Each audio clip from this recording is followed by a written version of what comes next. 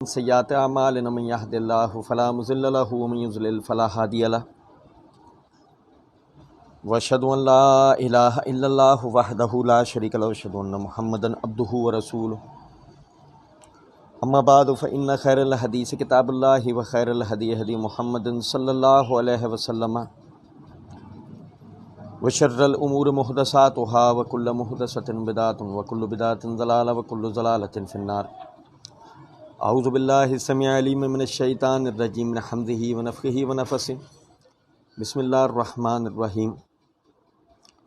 اللہم صلی علی محمد وعلی آل محمد کما صلیت علی ابراہیم وعلی آل ابراہیم انک حمید مجید. اللہم بارک علی محمد وعلی آل محمد کما بارکت علی ابراہیم وعلی آل ابراہیم انک حمید مجید. رب اشرح لی صدری ویسر لی امری واحلل عقدۃ من لسانی یفقہوا قولی. رب زدنی علما.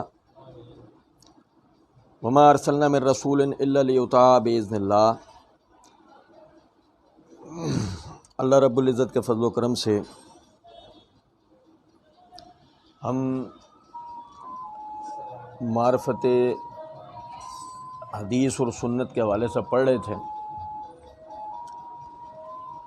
اور جیسے کہ پچھلی دونوں دروس میں نے آپ بھائیوں کے سامنے بات رکھی تھی کہ سنت اور حدیث کی اس دین کے اندر سب سے پہلی جو حیثیت ہے وہ حیثیت آئینی حیثیت ہے. کہ سنت رسول حدیث رسول ایک آئین کا درجہ رکھتی ہے. یہ ایسا نہیں ہے کہ کسی ایک مخصوص زمانے کے لیے جو قرآن کی تشریح کر دی گئی وہ زمانے کے حد تک رسول سے لے لینی ہے، اور پھر اس زمانے کے بعد میں گزرے ایام میں جو بھی مسلمانوں کا حاکم، عالم، مجتہد، مفکر یا باصطلاح جدید اسکالر وہ اگر قرآن کی کو تشریح بیان کرے اور یوں کہے یہ میری رائے ہے، تو آیا وہ اس کے لیے آئینی حیثیت تو درکنار تشریحی حیثیت بھی رکھے گی یا نہیں؟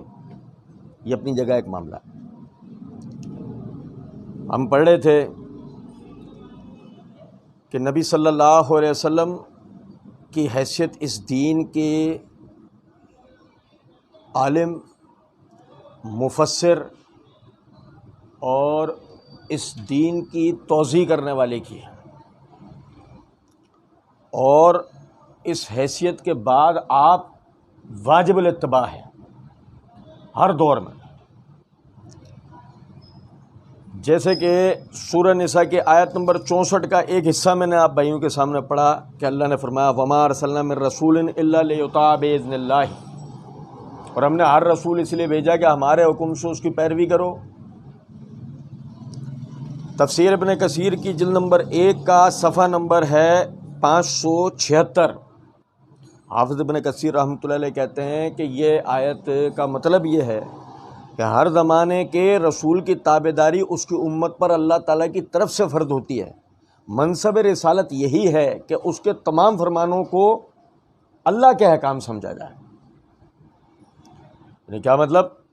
ہر دور میں آنے والا جو رسول ہے وہ اپنی امت کے لیے واجب الاطاعت ہے، اور واجب الاطاعت ہوتے ہوئے اس کی امت پر یہ لازم ہے کہ جو کچھ وہ کہتا ہے نا اس کو وہ خدائی احکامات سمجھیں.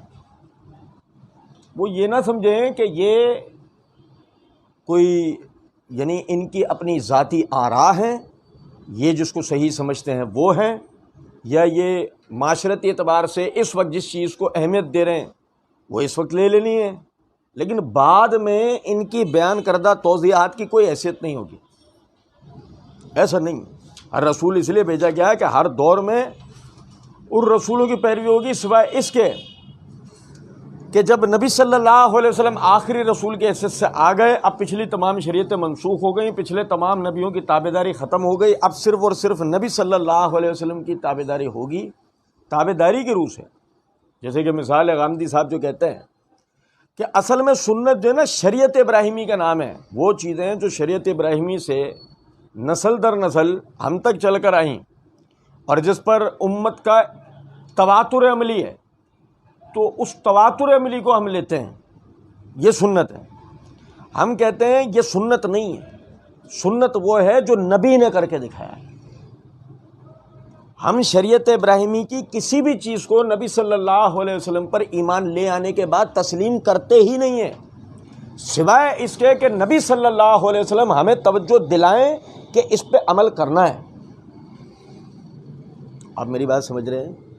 یہ بہت بڑا ایک فرق ہے بات کا۔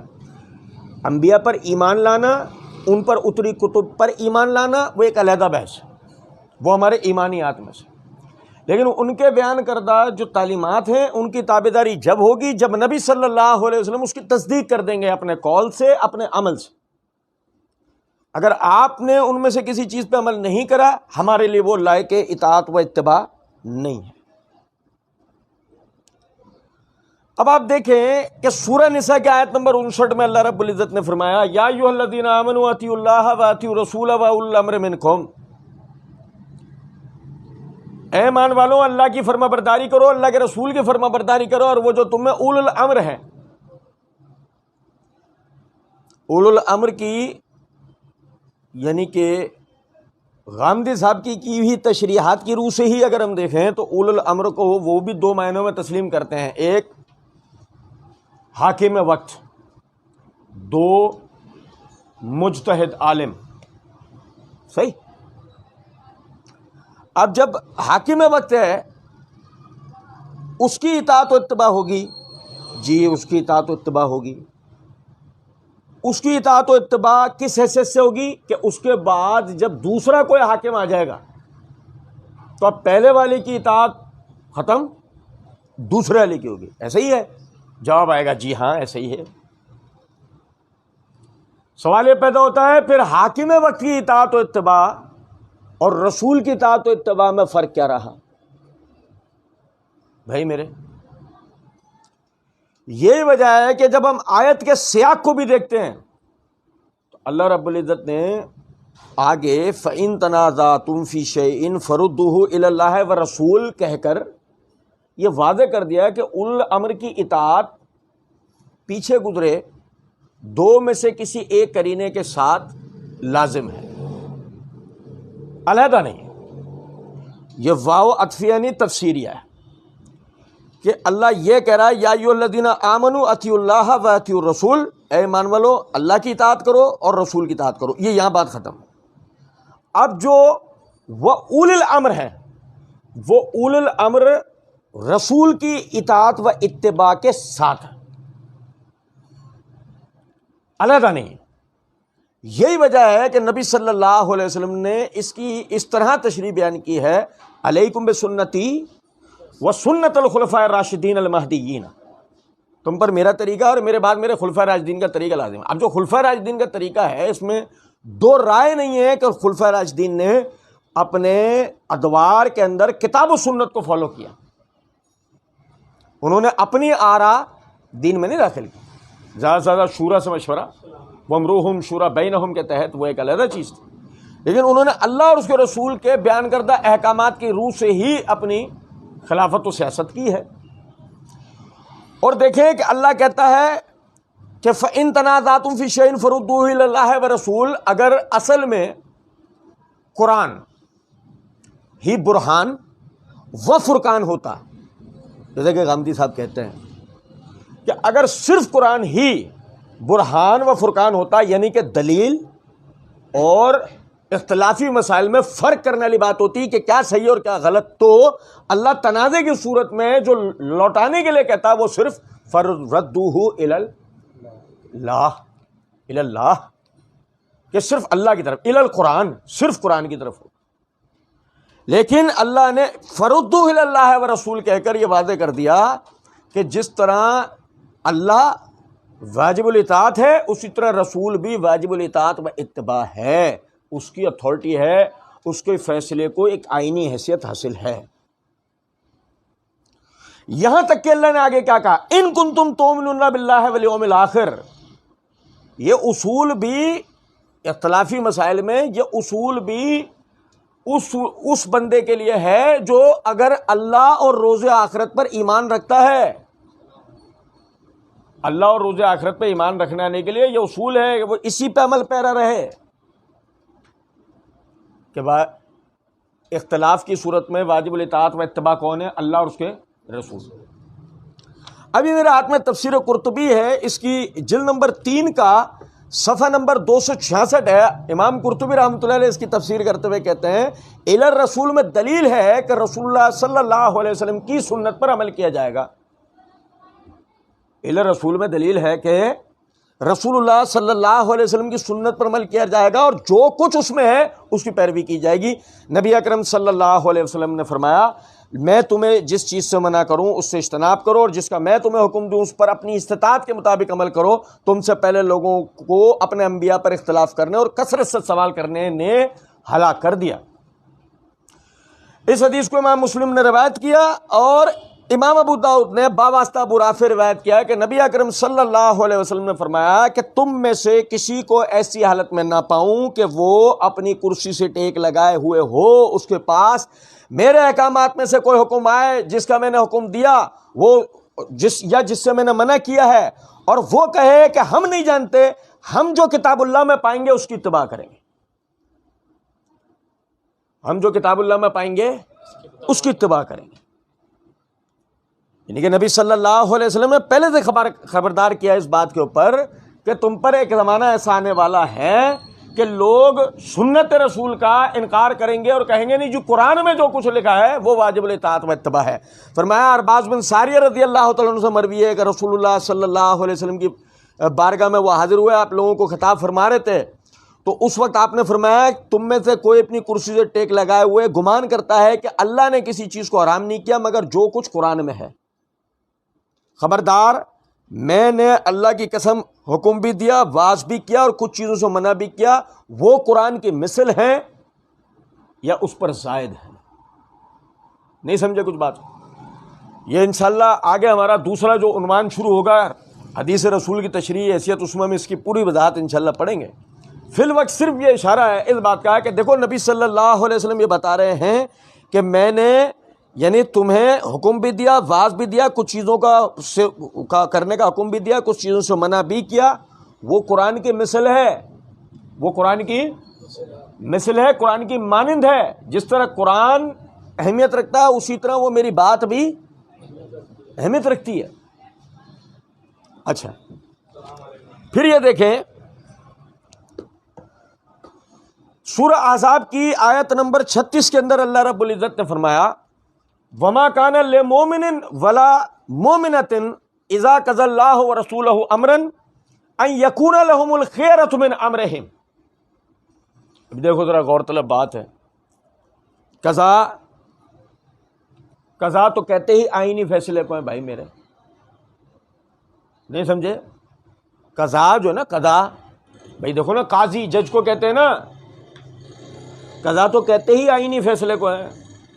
اللہ کہہ رہا ہے وما کان لمؤمن ولا مؤمنۃ، کسی مومن مرد کے لیے اور عورت کے لیے یہ جائز نہیں ہے اذا قضى اللہ ورسولہ، اللہ اور اس کا رسول کوئی فیصلہ کرے. لفظ کیا استعمال کیا؟ قضا کا. اللہ اور اس کا رسول کوئی فیصلہ کرے کسی معاملے میں ان یکون لهم الخیرۃ من امرہم، کہ ان میں اس مسئلے میں اس معاملے میں انہیں کوئی اختیار باقی رہ جائے. میری رائے یہ ہے. آپ نہیں سمجھے؟ جدید دور کے فلاں اسلوب یا فلاں مسئلے کے اعتبار سے میں ان احکامات پر یہ رائے دیتا ہوں. اللہ کہتا ہے کہ کسی کے لیے لائق نہیں ہے کہ اللہ اور اس کے رسول کے فیصلے کے بعد انہیں اس معاملے میں کسی قسم کا کوئی اختیار باقی رہ جائے. وَمَن يَعْصِ اللَّهَ وَرَسُولَهُ فَقَدْ ضَلَّ ضَلَالًا مُبِينًا، کہ جو اللہ اور اس کے رسول کی نافرمانی کرے گا وہ کھلی گمراہی کے اندر جا پڑا. اب دیکھیں یہاں غور طلب نقطہ ہے، یہاں بات صرف اللہ کے فیصلے کی نہیں ہو رہی، کس کے فیصلے کی ہو رہی ہے؟ اللہ اور اس کے رسول کا فیصلہ. کسی کے ذہن میں ایک خیال گزرے رسول کا فیصلہ اللہ ہی کا تو فیصلہ ہے، بظاہر کتنی اچھی لگی بات، کہنے میں جملہ کتنا اچھا لگا. اور آگے اب وہ معنی یہ نکالے کہ جو رسول جو فیصلہ کرے گا وہ قرآن ہی کی سے تو فیصلہ کرے گا. تو ہم کہتے ہیں کہ اختلاف اس درجے پر ہے کہ قرآن سے فیصلہ نہیں، وحی سے فیصلہ کرے گا. اختلاف اس درجے میں ہے، قرآن سے نہیں، وحی سے. اب ذہن میں دوسرا خیال آئے گا تو قرآن کیا ہے؟ وحی ہے. تو پھر جب وحی سے فیصلہ کرے گا تو قرآن کیوں نہیں؟ تو ہم کہتے ہیں نہیں، وحی کا دوسرا حصہ، وحی کا دوسرا حصہ، جسے بدقسمتی سے یہ حضرات تسلیم نہیں کرتے. کیونکہ مسئلہ یہ ہے کہ جو قرآن کا فیصلہ ہو گیا، بھائی دیکھیں قرآن کا جو فیصلہ ہو گیا، مثال دیتا ہوں آپ کو، وَقَضَىٰ رَبُّكَ أَلَّا تَعْبُدُوا إِلَّا إِيَّاهُ وَبِالْوَالِدَيْنِ إِحْسَانًا. اب یہاں اللہ نے کیا کہا؟ وَقَضَىٰ رَبُّكَ، تیرے رب نے فیصلہ کیا. نہیں سمجھے؟ یہ سورہ بنی اسرائیل کی آیت توجہ دلا رہی ہے کہ یہاں فیصلہ کیا، کس طرح اللہ نے بیان کیا؟ وَقَضَىٰ رَبُّكَ، فیصلہ تیرے رب نے کیا. لیکن اس مقام پر آ کے فرمایا اذا قضى اللہ ورسولہ، یعنی کہ یہی نہیں کہ قضا اللہ ہی کی طرف سے ہے، یعنی وہ فیصلہ جو شرعی فیصلہ ہے، وہ شرعی فیصلہ رسول کی طرف سے بھی ہے. وہی کی دو قسمیں ہوں گی، ایک وہ جو اللہ کا فیصلہ ہے جو قرآن میں منقول ہے، موجود ہے، اور ایک وہ جو، اور انتہائی معذرت کے ساتھ ہم تو پہلے والی یعنی کہ درس سے یہ توجہ دلا رہے ہیں کہ ہم تو انشاءاللہ آگے جا کر یہ بات پڑھیں گے کہ اصل میں تو فیصلہ ہی رسول کا ہے. بظاہر بڑی عجیب لگتی ہے بات، لیکن جب ہم اس کے دلائل پڑھیں گے نا بات سمجھ میں آئے گی. اصل میں تو فیصلہ کس کا ہے؟ رسول کے فیصلے سے میں اللہ کے فیصلے کا پتہ لگتا ہے، ورنہ اللہ کے فیصلے کو ہم علیحدہ سمجھ سکتے، علیحدہ نہیں سمجھ سکتے. اسی طرح آپ دیکھیں سورہ حشر کے اندر اللہ رب العزت نے آیت نمبر 8 کے اندر فرمایا وَمَا آتَاكُمُ الرَّسُولُ فَخُذُوهُ وَمَا نَهَاكُمْ عَنْهُ فَانْتَهُوا وَاتَّقُوا اللَّهَ إِنَّ اللَّهَ شَدِيدُ الْعِقَابِ. اچھا آپ دیکھیں ایک غور طلب نقطہ ہے، ذہن میں یہ خیال آ رہا ہوگا کہ ہم اب تک، یعنی تیسری ریکارڈنگ ہماری یہ شروع ہو گئی ہے، اب تک ہم صرف قرآن کیوں پڑھ رہے ہیں؟ ہم قرآن اس لیے پڑھ رہے ہیں کہ ہم یہ سمجھنا چاہ رہے ہیں رسول کی آئینی حیثیت احادیث نے نہیں قائم کی ہے، وہ قرآن میں طے ہے. سنت و حدیث کی آئینی حیثیت حدیث نے نہیں قائم کی ہے، وہ قرآن میں پہلے سے طے ہے. اور آپ دیکھیں کہ اگلا حصہ جو ہم، اگلا حصہ یعنی حدیث رسول کی تشریحی حیثیت کو جب ہم پڑھیں گے نا آگے، تو وہاں بھی ہم حدیثیں نہیں پڑھیں گے جان بوجھ کے، صحابہ کے اقوال و آثار پڑھیں گے. کیونکہ مسئلہ تو وہی ہے نا کہ اصل میں اختلاف کس سے کیا گیا؟ حدیث سے. اختلاف اس سے کیا گیا؟ ہم تو وہ پڑھ کے ہی نہیں سنا رہے نا آپ کو، ہم تو آپ کو پڑھ کے سنائیں گے قرآن، اور ہم تو آپ کو پڑھ کے سنائیں گے وہ جس کو آپ نے تواتر عملی قرار دیا، اجماع امت قرار دیا. سمجھے ہے بات کو؟ یعنی آثار صحابہ و تابعین. تو وہ حضرات پہلے دوسرے تیسرے زمانے کے وہ حضرات کہ جنہیں حقیقت میں دین کی تشریحات و توضیحات پوری دنیا تک پہنچانی تھی، چاہے وہ نصوص کے ذریعے ہو، چاہے ان کی تشریحات کے ذریعے، اور چاہے وہ ان پر اجتہادات کی روح ہو. ان کی تو آج کے لوگوں سے زیادہ ذمہ داری تھی. آج تو یہ نا کہ قرآن اور حدیث جو ہے ہمارے پاس پوری دنیا کے اندر پہنچا ہوا ہے. یہ تو ہمارے اوپر ہے کہ ہم پڑھیں، سیکھیں، سمجھیں. تو ایک دیگر بات ہے پڑھتے نہیں ہیں تو اس سے ہمیں مسئلہ ہوتا ہے. لیکن اب وہ نہیں ہے مسئلہ کہ ہمیں دین کی تشریحات و توضیحات کو باقاعدہ ایک جگہ پر وہ لکھی ہوئی نہیں ہے، پڑھنا سیکھنا پڑے گا، سمجھنا پڑے گا. وہ وقت نہیں ہے. اب تو بڑی آسانی کا وقت ہے، اب تو ہر چیز موجود ہے. تو سمجھیں کہ اللہ رب العزت کہتا ہے وَمَا آتَاكُمُ الرَّسُولُ فَخُذُوهُ، میرا رسول تمہیں جو دے اسے لے لو. ابھی ذہن میں خیال آتا ہے، سوری، مال غنیمت کے حوالے سے، یاد کس حوالے سے؟ اور انتہائی معذرت کے ساتھ یہ مال غنیمت کے حوالے سے یہ یہیں قرآن میں درج ہے یا وہی حدیث اٹھانی پڑے گی جس کو آپ نے پہلے مشکوک بنایا؟ کہ قرآن نے ماں اپنے عموم پر بیان کر دیا ہے، وما آتاکم الرسول فخذ، رسول جو کچھ تمہیں دے اس ماں اپنے اوم پہ داخل ہو گیا. فی الحال سیاق کے اعتبار سے مال غنیمت آ جائے, لیکن اللہ نے تو اس میں عمومی لفظ داخل کر دیا ہے, رسول تمہیں جو دے اسے لے لو. وما نہاکم عنہ فانتہوا, اور جس سے رسول تمہیں روک دو اس سے باز آ جاؤ, اس سے رک جاؤ. اب بات تو وہی آ گئی نا کہ اگر آپ نے اپنے الو کو ٹیڑھا کرنے کے لیے, ایک تو ہے نا الو سیدھا کرنے کے لیے, یہاں الو سیدھا نہیں ہوتا, یہاں الو ٹیڑھا ہوتا ہے. حدیث کے انکار کے بعد کبھی بھی الو سیدھا نہیں ہوتا, الو ہمیشہ ٹیڑھا ہوتا ہے. یہاں آپ نے اپنے الو کو ٹیڑھا کرنے کے لیے سہارا کس کا لیا؟ حدیث کا, اور بارہا آپ نے اسی حدیث کو جھٹلایا. یہ کیوں؟ میں عموماً ایک بات کہا کرتا ہوں, آخر کار ہمارا سامنا جو نا قوم شعیب والی حرکت سے ہو ہی جاتا ہے کہ لینے کے بعد کچھ اور ہوتے ہیں اور دینے کے کچھ اور ہوتے ہیں. اب دیکھیں اللہ تعالیٰ نے کہا وما آتاکم الرسول فخذوہ, یہاں پہ غور طلب نکتہ ہے, یہ وہی قرآن ہے کہ جس میں اللہ تعالیٰ نے بنی اسرائیل کے لیے ذکر کیا خذ الکتاب بقوۃ. پڑھو آپ سورہ بقرہ, یہ وہی قرآن ہے جو جب بنی اسرائیل کا ذکر آتا ہے تو یہ کہتا ہے کہ موسیٰ علیہ السلام جو وہ توریت لے کر گئے تھے اور جس میں وہ بہانے بازیاں کر رہے تھے, تو اللہ تعالیٰ انہیں موسیٰ کی تابع داری کا نہیں کہہ رہا, وہاں کیا کہہ رہا؟ خذ الکتاب بقوۃ, اس کتاب کو مضبوطی سے تھامو. جب وہاں اللہ یہ کہہ سکتا ہے خذ الکتاب بقوۃ, یہاں وہی اللہ یہ بات نہیں کہہ سکتا قرآن کے لیے؟ بتائیے, کہہ سکتا ہے نا کہ جب وہاں کہا ان کے لیے کہا, یہاں ہمارے لیے بھی تو کہہ دینا چاہیے تھا نا صلی اللہ علیہ وسلم. لیکن نہیں, جو وہ غلطی ہوئی تھی ان سے, جس نیتوں کی وجہ سے وہاں انہوں نے توریت کو رد کیا تھا, اسی نیت سے آج قرآن رد ہوگا کہ اصل میں انہوں نے موسیٰ کی پیروی نہیں کی تھی, انہوں نے موسیٰ پہ شک کیا تھا. ایسے یہاں مسئلہ ہے. ہاں بہانے ہزار ہیں بنانے کو, تو یہ بھی بہانہ بنایا جا سکتا ہے نا کہ حدیثیں 300 سال بعد لکھی گئی جو جیسا ہم پڑھیں گے انشاءاللہ. اور یہاں میں آپ کو ایک اور لطیفہ بتاؤں. کیا ہوا کہ جیسے ہمارے یہ پچھلے 2 ریکارڈنگز اپلوڈ ہوئیں تو اچانک سے مریدین کا, گاندھی صاحب کے مریدین, صبر کا پیمانہ چھلک پڑا, اور چھلکنے کے بعد وہ نیچے آ کے دھڑ دھڑ کمنٹس, نہیں سمجھے, جن میں سے صرف 2 کمنٹ بڑے موضوع تھے. پہلا کہ ایک بھائی نے باقاعدہ جو نا گاندھی صاحب کی میزان و برہان کتاب سے چند اقتباسات نقل کر دیے کہ وہ تو یہ یوں کہتے ہیں, وہ تو یہ یوں کہتے ہیں, وہ تو یہ یوں کہتے ہیں, جبکہ وہی بات ہم ہمیشہ سے ہمارا سامنے ایک ایسی قوم سے رہا ہے کہ ہم یہی کہتے رہ گئے.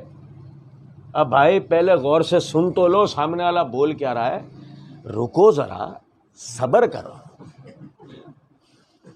یہ بھی تو تمہید ہے, انہوں نے کیا کہا ہے کیا نہیں کہا ہے وہ تو ہم آپ کو پڑھ کے سنائیں گے انشاءاللہ. وہ الگ بات ہے کہ آخر میں آپ کو وہی قدیم بہانہ ملے گا جو نسلوں سے آپ کے پاس چلا آ رہا ہے. آپ گاندھی صاحب کو سمجھ نہیں پائے, وہ تو صدیوں سے بس صرف آخری یہی بہانہ بچا ہے, اور اس کے علاوہ آخر میں کوئی چیز بچے گی انشاءاللہ کچھ بھی نہیں بچے گا.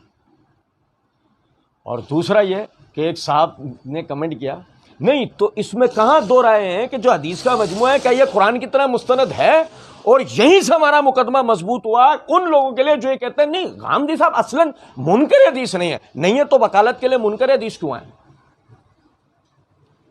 جیسے مرزا صاحب رافضی تھے نا, تو وکالت کے لیے کون آ رہے تھے؟ دیکھ کالے پیلے نیلے ہر قسم کے کھٹمل آ رہے تھے نہیں آ رہے تھے. جیسے کمبھ کے میلے میں بچھڑا تھا یہ ان سے, نہیں سمجھے, خون پکار رہا ہے سفید والا, نہیں سمجھے. اب بالکل وہی یہاں والا مسئلہ ہے کہ اگر بھائی صاحب ہمارے نہیں تھے منکر حدیث تو پھر نیچے ہمارا مقابلہ کرنے سارے منکر حدیث کیوں آ رہے ہیں؟ ایک بات چلے, اللہ کہہ رہا ہے رسول کی اتھارٹی, رسول کی آئینی حیثیت بیان کرتے ہوئے کہہ رہا ہے ما آتاکم الرسول فخذوہ وما نہاکم عنہ فانتہوا, رسول تمہیں جو دے اسے لے لو, جس چیز سے روکو اسے رک جاؤ. اور دیکھو وارننگ کے ساتھ واتقوا اللہ, چھوٹی بات نہیں, دیکھو آئینی حیثیت تھی تبھی تو وارننگ ساتھ آئی نا, واتقوا اللہ, قانون کو توڑو گے آپ کے ساتھ یہ ہوگا. ہے بھائی, ہوتا ہے بھائی, ایسا نہیں ہوتا. قانون کو توڑو گے اس کے اوپر یہ سزا ہے. ہوتا ہے ایسا؟ نہیں ہوتا. قانون تھا تو دیکھو سزا ساتھ اللہ بیان کر رہا ہے, واتقوا اللہ, اور اللہ سے ڈرو, ان اللہ شدید العقاب, بے شک اللہ کی پکڑ بہت سخت ہے. یہ تھی نا آئینی حیثیت, جبھی تو اللہ نے ساتھ اس قانون کو توڑنے والے کا عذاب اور سزا بھی بیان کر دی. پھر دیکھیے گا ذرا بات کو,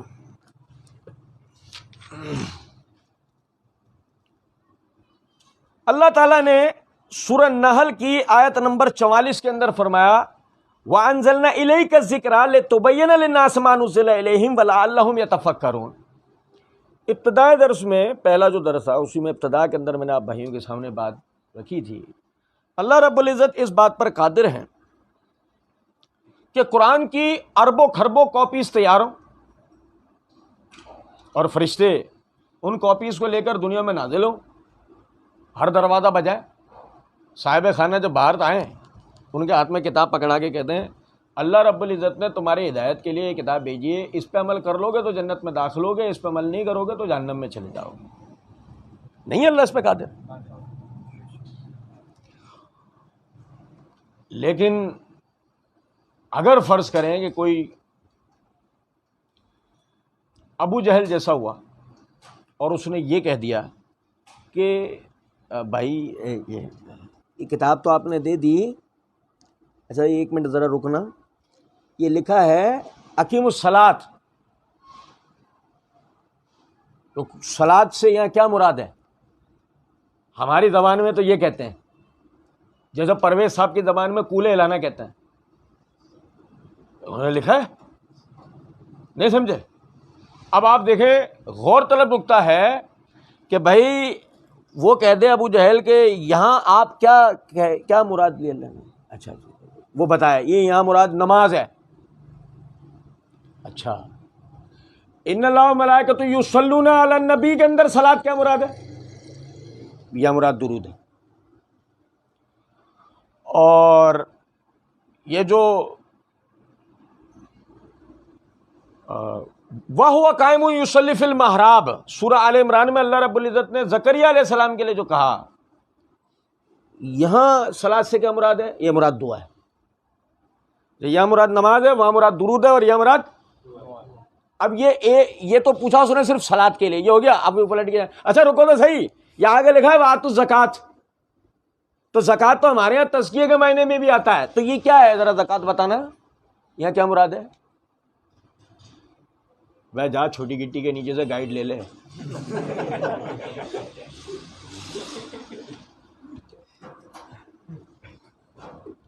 بتائیے ہوتا نہیں ہوتا, صاحب بتائیں. تو اللہ تعالیٰ نے یعنی کسی بھی ابو جہل جیسے دماغ کے اوپر قرآن نہیں اتارا ہے. اللہ تعالیٰ نے اس کے لیے محمد صلی اللہ علیہ وسلم جیسی پاک شخصیت کو, طاہر و مطہر شخصیت کو, اور علامہ کی زبان میں یہ رتبہ بلند ملا جس کو مل گیا, انہیں چنا اور اللہ نے ان پر قرآن اتارا اور فرمایا وَأَنزَلْنَا إِلَيْكَ الذِّكْرَ, یہ نصیحت ہم نے آپ پر اس لیے اتاری ہے لِتُبَيِّنَ لِلنَّاسِ, آپ لوگوں کے سامنے اس کی وضاحت کر دیں. صلاۃ اس جگہ کس معنی میں ہے, اس جگہ کس معنی میں, اس جگہ کس معنی میں, زکوٰۃ اس جگہ کس معنی میں, اس جگہ کس معنی میں, اس جگہ کس معنی میں, صلاۃ میں آگے رکوع کس معنی میں, رکوع کرنے والے کون ہیں, زکوٰۃ میں سورہ نساء آیت نمبر 60 کے مصارف میں وہ مؤلفۃ قلوب سے مراد کون ہے, غارمین سے مراد کون ہے, فقیر سے مراد کون ہے, مسکین سے مراد کون ہے, فی سبیل اللہ سے مراد کون ہے, ساری کی ساری وضاحت کون کرے؟ لِتُبَيِّنَ لِلنَّاسِ, آپ لوگوں کے سامنے اس کی وضاحت کریں. بھائی میرے کس کو اتھارٹی دی اللہ نے؟ آپ لوگوں کے سامنے اس کی وضاحت کریں.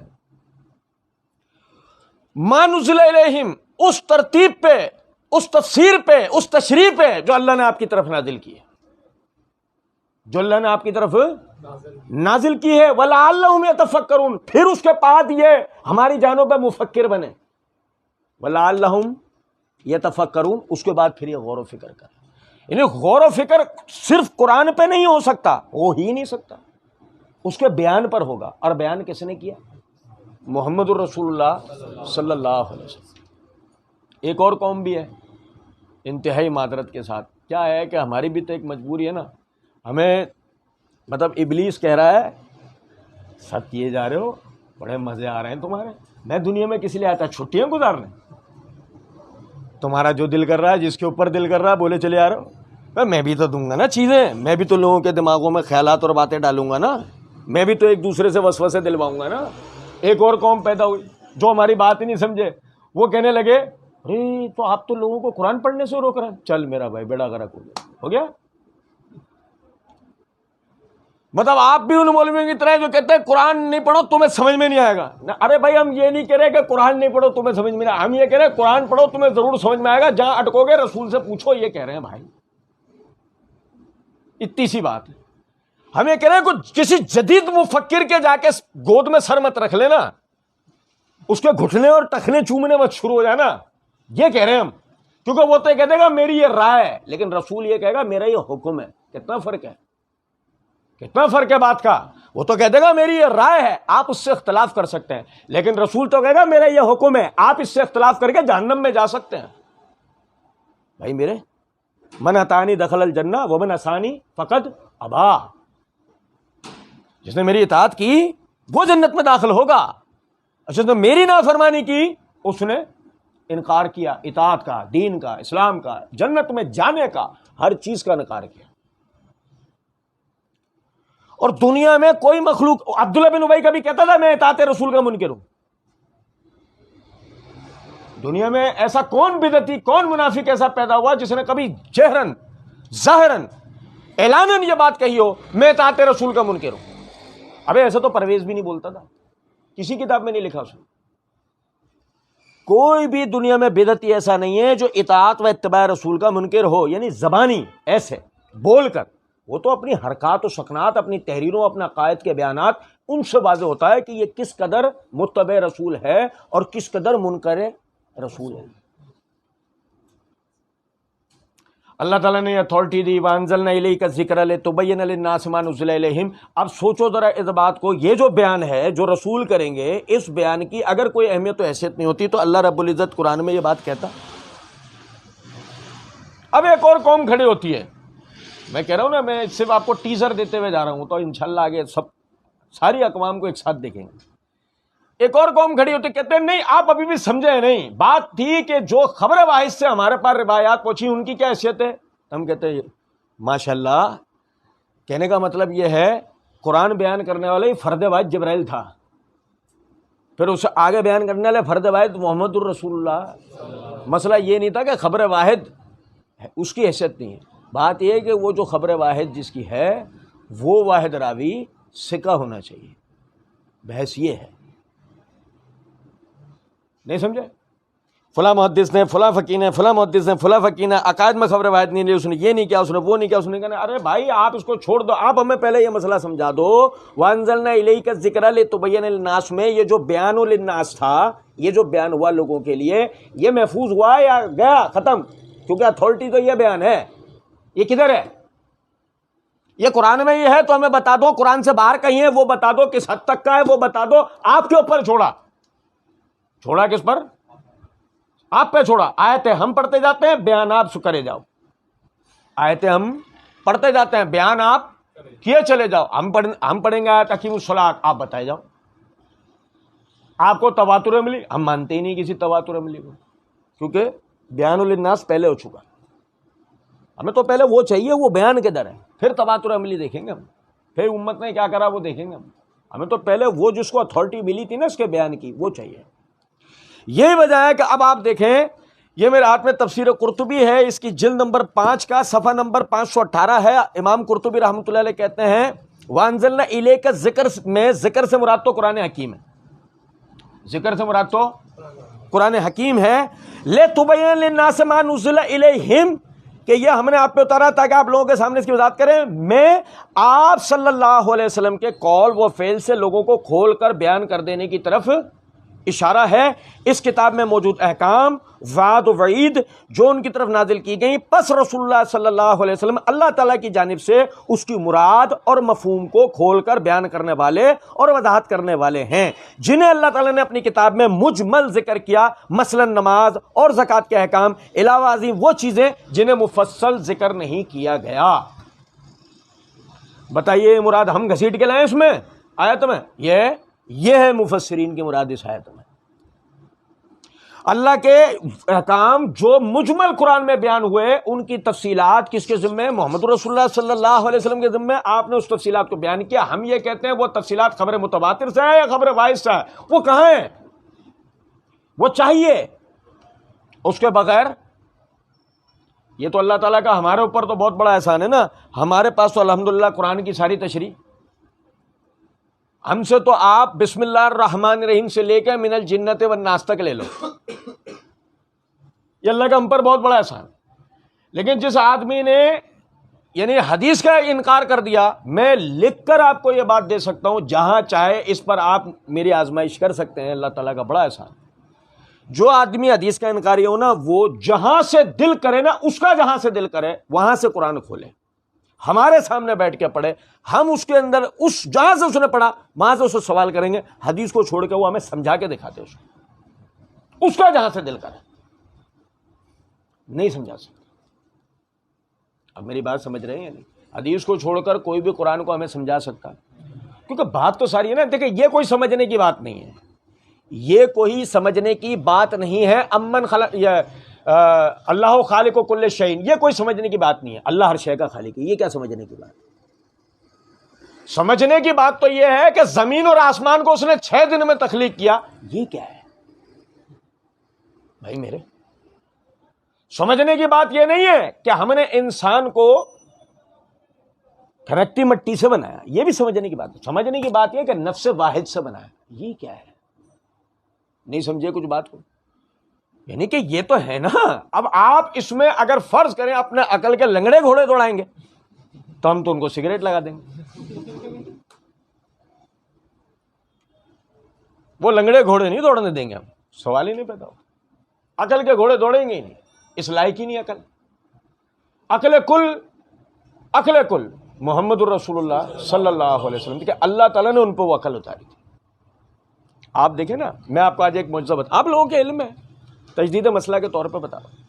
انبیاء کرام علیہ الصلوۃ والسلام کو جو معجزات حاصل ہیں، اس میں ایک معجزہ یہ ہوتا ہے کہ انبیاء کرام علیہ الصلوۃ والسلام کو غافل نیند نہیں آتی۔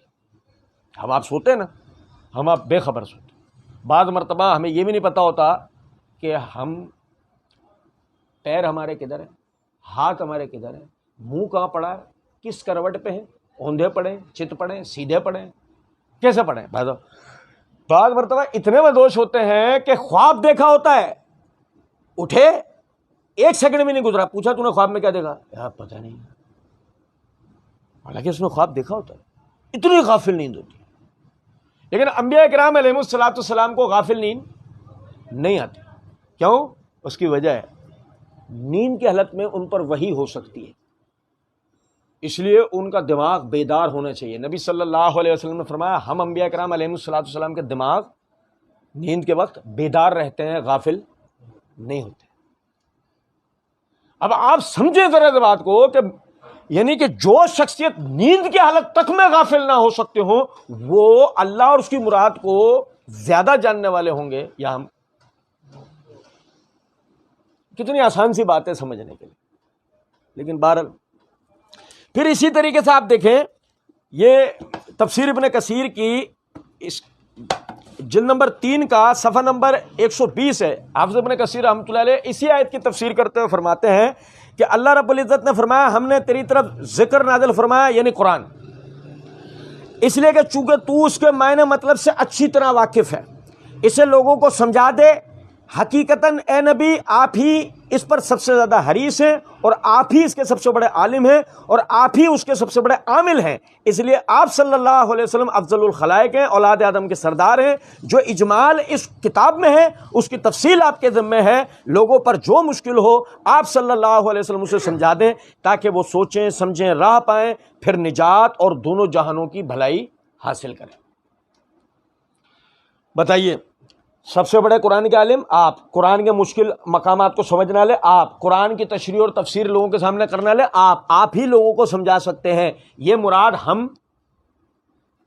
مراد مفسرین نے اس آیت سے لی۔ اب صرف دیکھیں، پھر میں بار بار دہراتا جا رہا ہوں اس بات کو کہ ذہن کے اندر یہ خیال گزرتا ہے کہ بھائی بات یہ ہے کہ اس سے مراد یہ اور یہ نہیں ہے. ہم کہتے نہیں ہمارا درد سر ہی نہیں ہے. آپ بتا دو اس سے مراد کیا ہے؟ وہ ہے کہاں؟ ہمیں تو بس وہ مجموعہ چاہیے. وہ مجموعہ وہ تو نہیں ہے کہیں جو 2003 میں ایک صاحب نے لاہور میں بیٹھ کے لکھا ہے. کیونکہ دنیا اس سے پہلے بھی اسی قرآن پہ عمل کر کے جنت میں گئی ہے اور اسی پہ عمل نہ کرنے کے نتیجے میں جہنم میں گئی ہے. تو جو عمل کرنے کے لیے جو جنت میں گئی، جو عمل کرنے کے لیے جسے تشریح چاہیے تھی، وہ کہاں سے لیتے تھے؟ لاہور والے صاحب کی پیدائش سے پہلے. نہیں سمجھے کچھ بات کو؟ اب دیکھیں یہ جو بیان ہے، اس بیان کی حیثیت قرآن میں دیکھیں. اس بیان کی حیثیت اللہ رب العزت نے سورہ نجم کی آیت نمبر 3 اور 4 کے اندر فرمایا وما ينطق عن الهوى ان هو الا وحی یوحی. یہ میری رائے ہے. نہیں سمجھے؟ آپ اس سے اختلاف کر سکتے ہیں، لیکن رسول سے اختلاف اس لیے نہیں کر سکتے اور اس لیے بھی نہیں کر سکتے وما ينطق عن الهوى، وہ اپنی رائے سے، خواہش سے، اپنی طرف سے کوئی بات نہیں کرتے. ان ہوا وہ جو کچھ کہہ رہا ہے، وہ جو کچھ کہہ رہا ہے، ان ہوا الا وحی، وہ جو کچھ کہتا ہے وہ کیا ہے؟ وہ وہی ہے. یوحا جو ہم اس کی طرف نازل کرتے ہیں. نہیں سمجھے کچھ بات؟ اب آپ دیکھیں کہ رسول اللہ صلی اللہ علیہ وسلم جو کچھ فرماتے ہیں اللہ رب العزت نے اس کی آئینی حیثیت کیا واضح کی ہے کہ وہ کیا ہے؟ وہ وہی ہے. اب تڑک کے سامنے نے کہا آپ کیا حدیث کو وہی مانتے ہیں؟ معاف کر دو، نہیں مان رہے، یہ آیت سمجھا دو. نہیں سمجھے بھائی؟ ہم نہیں مان رہے. آپ بتاؤ حدیث کو کیا ماننا ہے؟ لوگوں کی لکھی بات. اچھا یہ کر دی سائڈ. اب بتاؤ رسول کا ہر سب کچھ کہا ہوا قرآن کیا کہہ رہا ہے؟ وہ کیا ہے؟ اللہ کیا کہہ رہا ہے؟ وہ کیا ہے؟ اب بات تو یہ نا کہ رسول نے صرف قرآن تو کہا نہیں ہے. رسول کی زبان سے صرف قرآن نہیں نکلا. وہ ابھی آج انشاءاللہ ہم پڑھ لیں گے، آج ہی پڑھ لیں گے. رسول کی زبان سے صرف وہی نکلی ہے، مگر صرف قرآن کے علاوہ بھی کچھ تھا. قرآن کے علاوہ بھی. حافظ ابن کثیر رحمۃ اللہ علیہ یہ تفسیر کی جلد نمبر 5 کا صفحہ نمبر 193 پہ فرماتے ہیں کہ آپ صلی اللہ علیہ وسلم کا علم کامل، آپ صلی اللہ علیہ وسلم کا عمل مطابق علم، آپ صلی اللہ علیہ وسلم کا رستہ سیدھا، آپ صلی اللہ علیہ وسلم عظیم الشان شریعت کے شارح، آپ صلی اللہ علیہ وسلم اعتدال والی رائے حق پر قائم، آپ صلی اللہ علیہ وسلم کا کوئی قول، کوئی فرمان اپنے نفس کی خواہش اور ذاتی غرض سے نہیں ہوتا، بلکہ جس چیز کی تبلیغ کا آپ صلی اللہ علیہ وسلم کو حکم الہی ہوتا ہے آپ صلی اللہ علیہ وسلم اسے ہی زبان پر لاتے ہیں، اسے ہی زبان پر لاتے ہیں. جو وہاں سے کہا جائے وہ آپ صلی اللہ علیہ وسلم کی زبان سے ادا